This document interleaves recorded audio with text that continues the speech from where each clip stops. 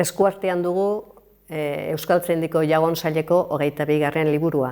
Bertan jasotzen dira 2019ko jardunaldian eta 2020koan eman ziren hitzaldiak. Eta liburua eskuragarri izanen duzue, bai liburu dendetan edo Euskaltzaindian berean, edo baita Euskaltzaindiko web orrian ere. Bi jardunaldiak, 2019koa eta 2020koa, biak ere izan ziren arlo sozioekonomikoarekin lotuak.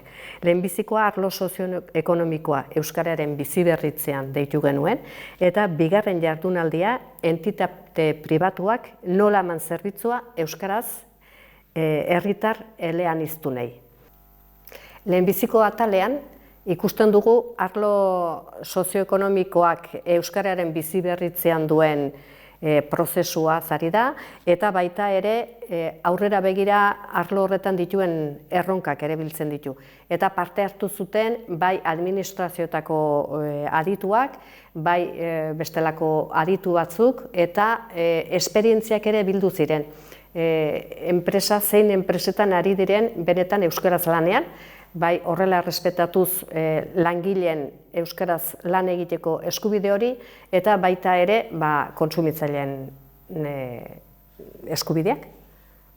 Lehenengo atal honetan besteak beste administrazioko arduradunez gain parte hartu zuten Aspazekoek, Kafekoek, Laboral Kutxakoek, Oreka IT, Euskararen garapena Fagor taldekoak, ikusten duzuen bezala oso arlo diferentetako jendeak adierazi zigun nola ari diren lanean euskaraz eta euskararen sustapen horretarako lantegi horietan zer plangintzak dituzten eta nola ari diren poliki-poliki lan eremu horiek euskalduntzen. Bai, bigarrenean, 2020an egin zen jardunaldian, entitate pribatuak nola eman zerbitzua euskaraz, herritar eleaniztunei, hori zen titulua.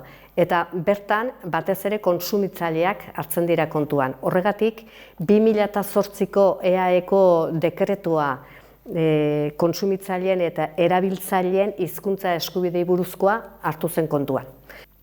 Dekretua onartuz geroztik, ze ibilbide juridikoa izan duen dekretu honek ikusi genuen, eta aldi berean baita ere zenbait esperientzia eta egin den neurketa dekretu horren betetzen maila nola dagoen. Eta horrek ikusten zen betetzen maila oso desberdina izan dela eremu batzutatik edo sektore batzutatik bestetara. Batzutan betetzen maila oso altua da eta beste sektore batzutan berriz oso apala.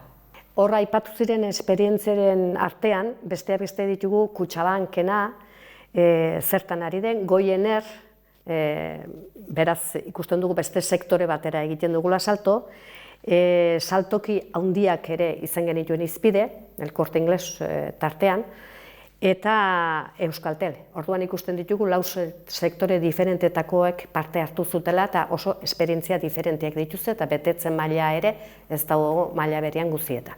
Esan bezala, bi jardunaldi dira, biak ere arlo sozioekonomikoak, ekonomikokoak, eta bildu ditugu liburu bakarrean biak, nolabaiteko lotura badutelako.